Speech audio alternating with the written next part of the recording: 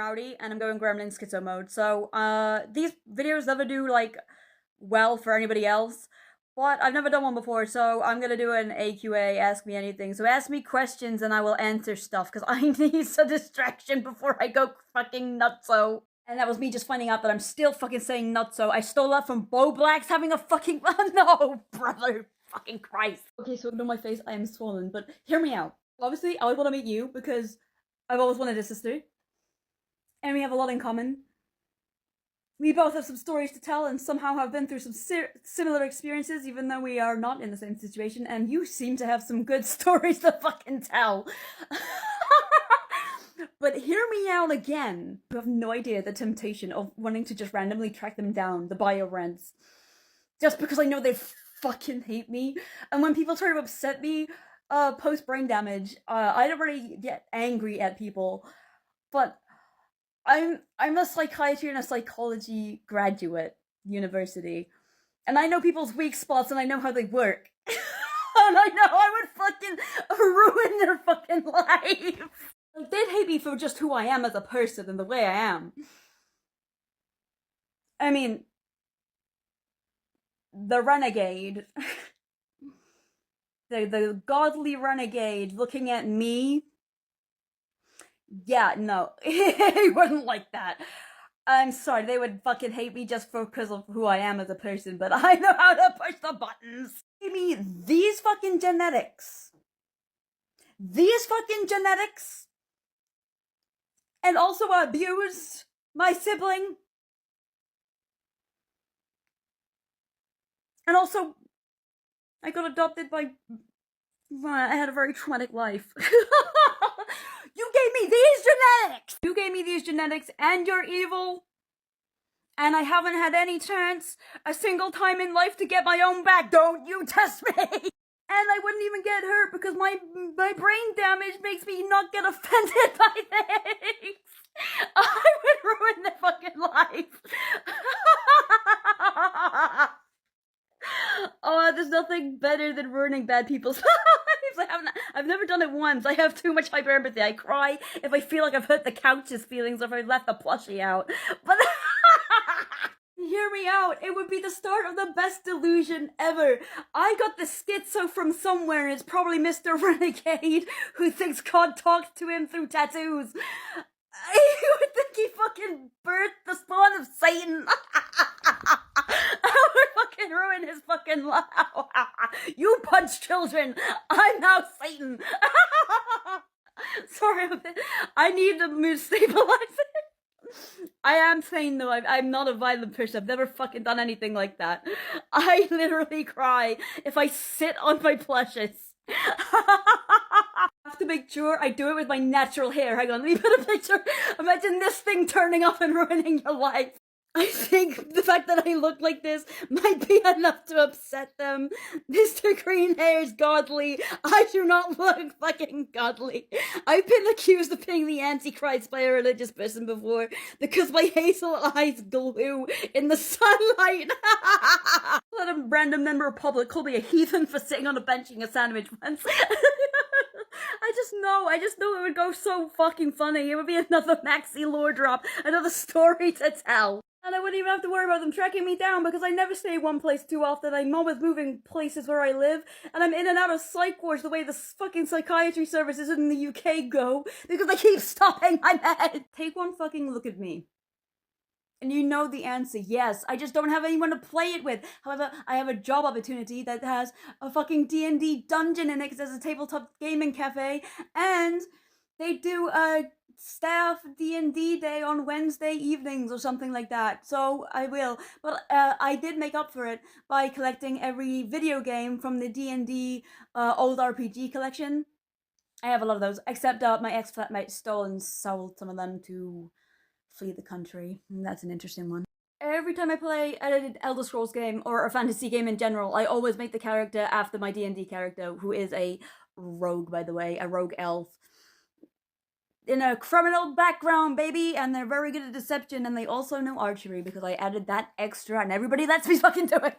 You know I hate those motherfuckers. It's become a notable documented symptom of my schizo that when I'm getting symptomatic, I start harassing people for their opinions on the fucking Easter Island heads. I got cancelled for it. And you know what? Somebody today, ironically enough, liked the video about the Easter Island heads that I got cancelled for, and I saved it. So here's the first TikTok documentation of me hating the Easter Island heads that got me cancelled. You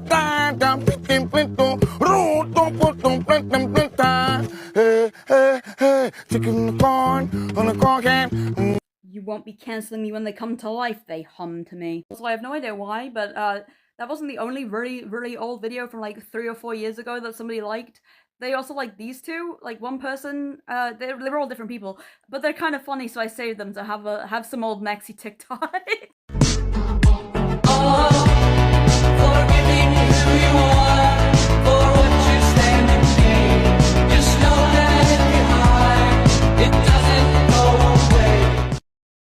I paid for that. You can't just take it. Fuck you, Dahmer. That was a story in itself, and it's a true one.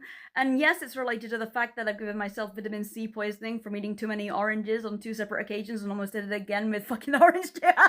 Almost did it again, but in a psych ward.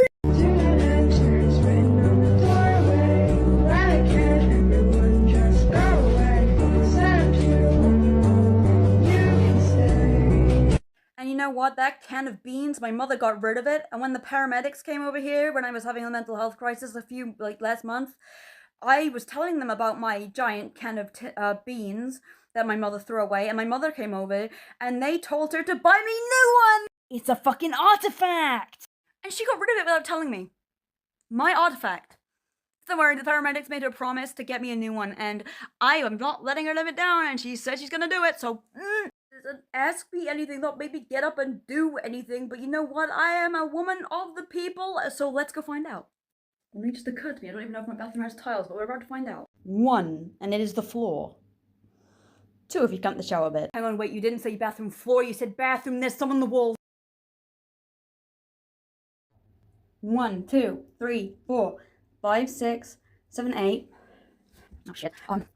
9, 10, 11, 12, 13, 14, 15, 16, 17, 18, 19, 20, 21, 22, 23, 24, 25, 26, 27, 28, 29, 30, 31, 32, 33, 34, 35, 36, 37, 38, 39, 40, 41, 42, 43, 44, 45, 46, 47, 48, 49, 50, 51, 52, 53, 54, 55, 56, 57, 58, 59, 60, 61, 62, 63, 64, 65, 66, 67, 68, 69, 70, 71, 72, 73, 74, 75, 76, 77, 78, 79, 80, 81, 82, 83, 84, 85, 86, 87, 88, 89, 90, 91, 92, 93, 94, 95, 96, 97, 98, 99, 100, 101, 102, 103, 104, 105, 106, 107, 108, 109, 110, 111, 112, 113, 114, 115, 116, 117, 118, 119, 120, 121, 122, 123, 124, 125, 126, 127, 128, 129, 130, 131, 132, 133, 134, 135, 137, 138, 139, 140, I have this calculator. 141, 142, 143, 144, 145, 146, 147, 148, 149, 150, 151, 152, 153, 154, 155, 156, 157, 158, 159, 160, 161, 162, 163, 164, 165, 166, 167, 168, 169, 170, 171, 172, 173, 174, 175, 176, 177, 178, 179, 180 and a half. So 180 and a half official tiles, 181 and a half if you count the floor, and 182 and a half if you count the floor and the shower bottom. And I'm not counting the walls, that's all you're getting. Why the fuck did I just do that? Unfortunately, I live on a 2nd story flat, so none under the carpet. And that's some of the people who say they were my walls in the carpet, because there's a lot of people in my walls apparently. But there is a salon under my floor, and she only has 3 seats, only 1 person works there, and she's a fucking nuisance. She wakes me up at fucking 6 a.m. on a Sunday and then calls me a bitch cunt when I ask her to be quiet. Politely. So, 4? I currently don't have that many connections in life because of very many complicated reasons that I don't need to go into right now. But I've also been passed on from abusive situation to abusive situation, and I'm very mega lol traumatized. However, I can pick 3 different people from the past that I would say are the best people for their own reasons, and 2 current ones. So I'm just going to give you a whole deck of all of them. So one of the best people I know, or knew, was this woman who worked in a psych ward I was in. Her name was Kelly. She had bright red hair, and I was really manic, and she would basically grab me by the arms, and we would run up and down the psych ward corridor together whenever I got too excitable and like energetic and electric. And she gave me free chocolate bars, even though we had to pay for them on the ward. And she was really, really fun and funny, and she was always there for me at all times, and was literally the only non-judgmental person there. Let me make the running up and down the corridors even better when I was manic, because we would both be screaming together. Another one of the best people I've ever known was my old drama teacher. I did drama in high school, and I took it for GCSEs. When I was in high school, I did different GCSEs after I left. And she was the one person who could tell that there was something mentally wrong with me. And I would go into her storage closet, and I would vent to her and talk to her. And she was the only person when I was in high school who knew I was diagnosed with, at the time, bipolar and possible schizophrenia. But at the time it was psychotic bipolar, and I was in high school, and she was the only person who knew about that, and the only person who knew about any trauma I've ever went through. And she was so unjudgmental, and she would always know when something was wrong, or when I was manic, or when I was depressed, and she would just take me into the closet and let me vent. And she was so funny and full of life, and she was just great. She always made sure I wasn't left out too, because I'm autistic, and that happens a lot, and she made sure that I was not left out, and it was great. She was basically more of a friend than a teacher. Another one of the best people that I used to know was my old best friend, James. We got cut off because of an abusive situation that I was in, and I never reached back out because I was too anxious, and I don't really know. We both moved on. I don't want to intrude in his life or anything. But we used to play like Call of Duty together, and with his brother too. He used to always be there for me when I had mental health issues. He was like the best friend. Like, same interests. He was always like there. I remember having to run from a party once, and I was on the concrete outside of his house in the middle of the night, and he just sat on this pavement and talked to me whilst I came around again. It was great. I miss him dearly. We get to the current ones. I have an honorable mention, and it was a very brief time that I knew this person, but what they did stood out to me, and it's honestly kind of a weird person to be shouting out, but my last very, very abusive ex's father, and I'll tell you why. He gets an honorable mention because he was always very understanding with me, and he knew all about what I was diagnosed with and my issues. And when I flew over to Canada, it was like the first real time I was ever there. And I have social phobia, so meeting other people, and I had also been going through a lot of the trauma of being with my ex. And his dog was barking a lot when I went to go visit him for the first time. With my social phobia, I have a really bad phobia of meeting new people. And I also have a phobia of dogs, because of a very, very horrible event in childhood. Two, actually, but one very, very graphic, horrible event. And so he was very patient. He let me go, and we didn't do the meeting that day. And he knew my special interest with autism was Pokemon. And this is the first time anyone's ever accommodated my autism. But he researched Pokemon to find dog Pokemon to compare his dog to make me more comfortable. And he was always so patient. He stood up to family members who were being snooty to me. He was very understanding. He was always accommodating. He was a great person. I mean, my ex used to badmouth the shit out of him and was very abusive towards him. Like, he was going through shit too, but he was such a good person. So yeah, random weird honorable mention. Now for the current best people, I have two to name, and they have both been helping me get over my social phobia. They've both been incredibly great friends to me. Honestly, they are literally my best friends, and they are technically online, but they're in the same country as me. I'm meeting one of them in, I forget if it's June or July, for Pokemon Go Fest. But one is my best friend Chad, and my other best friend Jay. They'll probably see this video, so hi guys. Good reason for why they are the best, and that's because they're helping me get over my social phobia. They don't judge me for my mental illnesses. They indulge my special interests, whatever they are. They enjoy my weird, quirky, fucking sense of humor and spontaneity. They are always there when I really need someone to talk to. They are patient with me, so even though I go times where I'm too anxious, I have PTSD from opening messages because my ex wouldn't let me talk to anyone because he thought I was going to talk badly to him. So I have PTSD over opening messages, and they are so patient with me. They'll let me go for however long without opening a message because my PTSD is bad, and they just continue talking like nothing ever happened. They are the best friends you could ask for. And Chad, if you see this, yes, I'm still waiting on that fucking teleporter to send me my shiny Cresselia, and I'm so excited to see you for Pokemon Go Fest. Autism Warriors Unite! What fish will you build? Carp, Amazon carp, mouse and man. Crucian carp, big-headed carp, Blia, Miracarp, big, motherfucking, bitch, crap, This message is brought to you by Carp Gang, bitch. I know you said end goal as in like one without, if like mental health and physical health was like aside, but I wanted to start this question, answer off by saying what my original goal was and why I became a psych graduate, because I am a graduate in psychiatry and psychology and a bunch of other stuff along with that, including religious studies, so I could go around my patients' cultures and religions and like put that into their treatment and make sure I didn't like give them anything that wasn't kosher if they were Jewish or something, like stuff like that.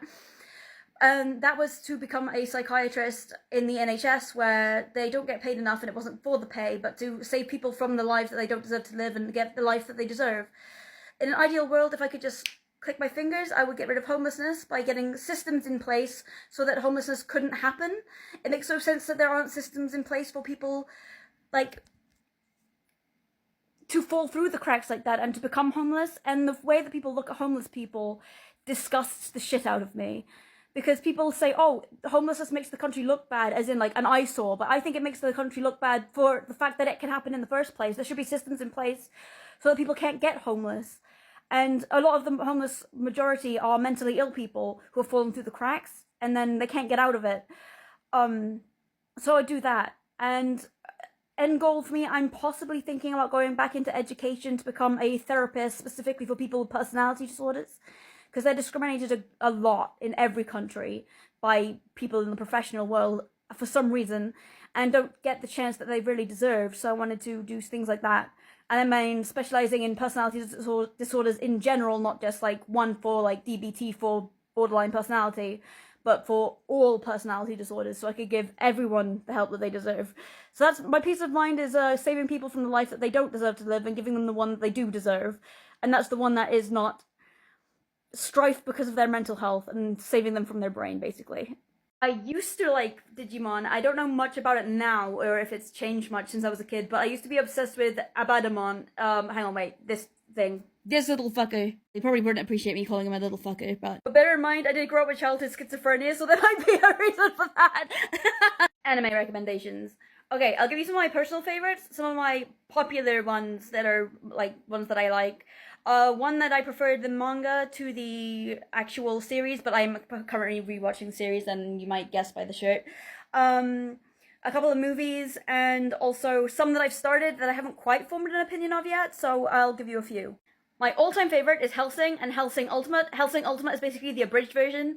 It's, you know, vampires and religion kind of based, but it's very much revolving around vampires. So if you like vampires, Hellsing Ultimate, go for that one.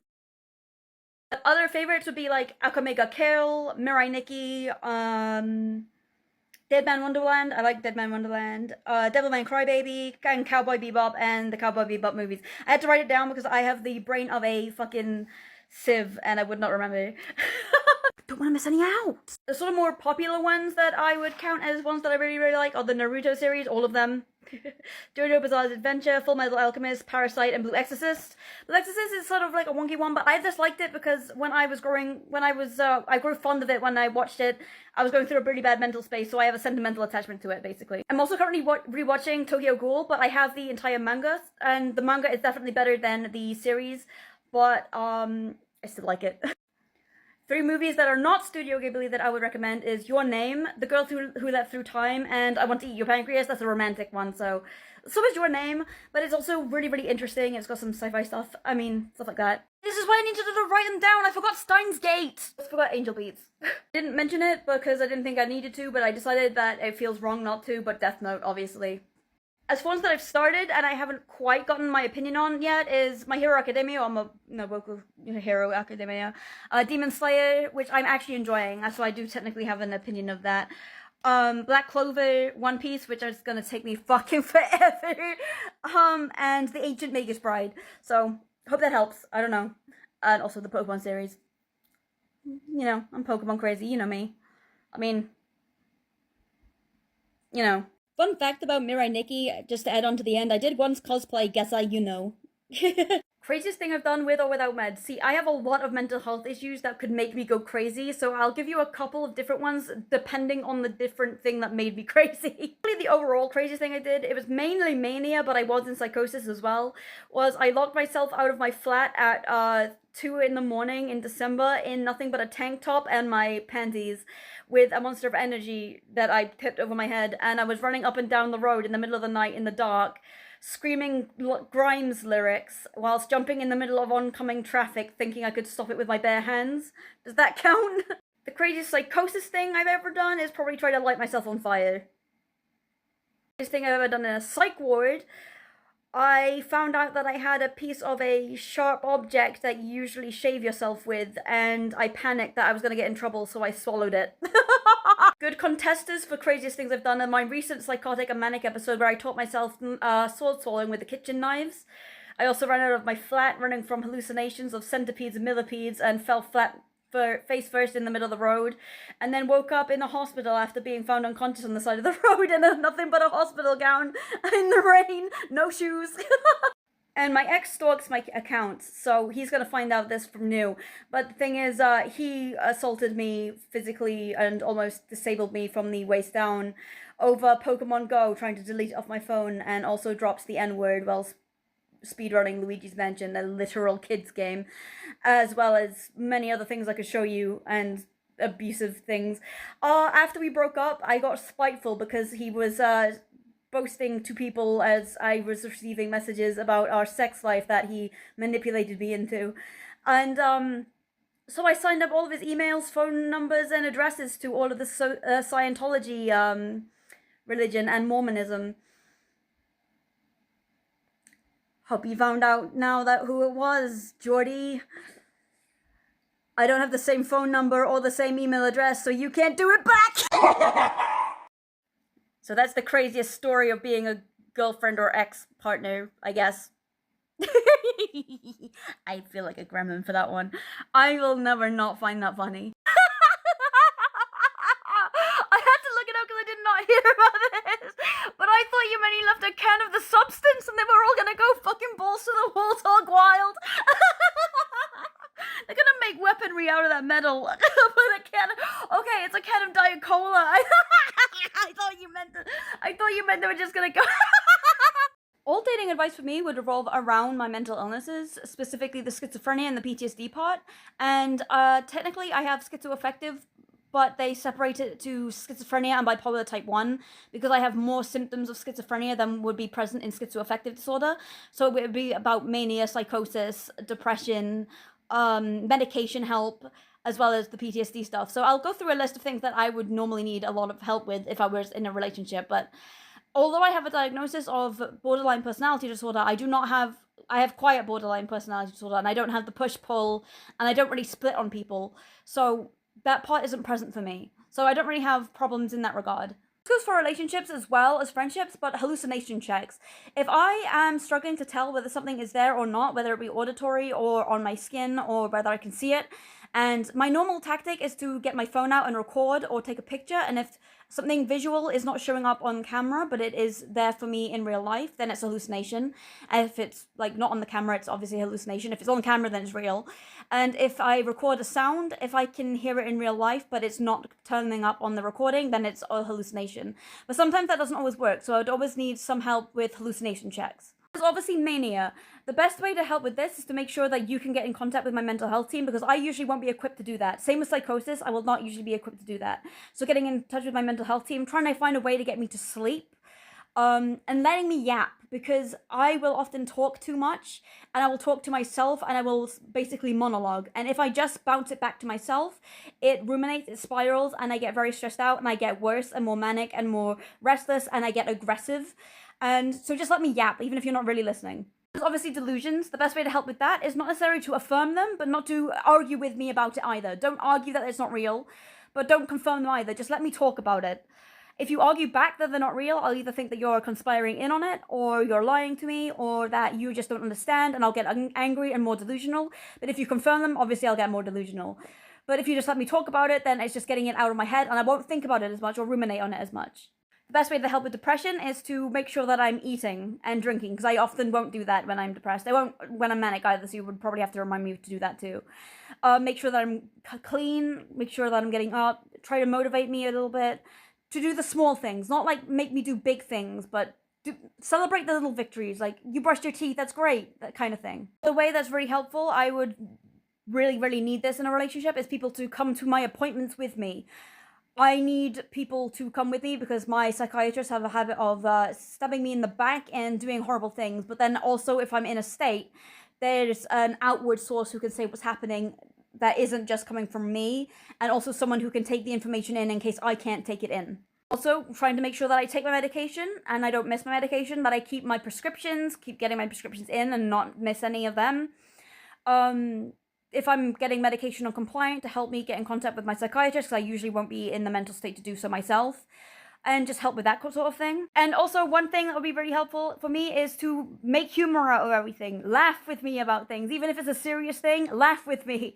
I need to laugh at things, otherwise I just crumble. So even if it's just recalling other psychotic issues or hallucinations, just let me laugh about it and laugh with me. Just find the humor in it. As for PTSD, don't touch me, because I have a lot of CSA and physical PTSD, so not touching me or crowding me in any way. Letting me talk about it if I need to, and just letting me vent, but also making sure you take care of yourself, so maybe getting therapy for you as well. Always make sure that you have like a care help for you alongside me, so you're there for yourself and you're actually there to be able to do anything that if I need help with it. You can't look after somebody else or help somebody with a mental health issue if you're not mentally stable yourself, and it can take a lot of work and a lot of stress. Having someone in a relationship who is schizophrenic, you would need a lot of help as well, so you would also get a lot of advice from them. So yeah, and with autism, letting me be quiet when I need to, just doing things alongside each other, letting me talk about my special interests, helping me with sensory issues, there's things like that, really. The thing is, for me personally, I am a very big giver. I am a very big lover. I will make people things. I will draw people things. I will make music and poetry for people. I will make sure that they're eating, drinking, taking their medication. I prioritize everybody else over me to the detriment of myself every single time. I've walked into a house fire for someone before. One thing I've never had in a relationship ever before is the reassurance and the equal love back. So just the reassurance that you love me, and the care, and maybe doing some things, making each other things together, and quality time. And you don't have to buy me things. You could just make me a playlist on Spotify or something and tell me you love me. That'll be enough. I haven't had that before. I class this as the only good delusion because the other good delusions usually put me in danger because I think I'm invincible or immortal or something. But I would say the one that does bring me joy, and this is probably a little on the dark side anyway, is what I call, it's a reoccurring delusion that I like to call the bad things beacon. Is where I believe that really horrible and traumatic things, because I have had a lot of very horrible and traumatic things happen to me, all these bad, horrible, traumatic things will happen to me. Even small bad things that are just really bad in the meantime will happen to me instead of happening to my loved ones. Like I'm like a lightning rod. So if something bad is about to happen to a loved one, it will come to me instead. And it makes me happy because I feel like I'm protecting people by taking their pain that they didn't even know was coming to them, and I'm having instead of them, if that makes sense. I don't know. I would prefer if I suffered over other people. So the bad things beacon, or the bad things lightning rod, I would say is my good one positive delusion that doesn't put me in danger.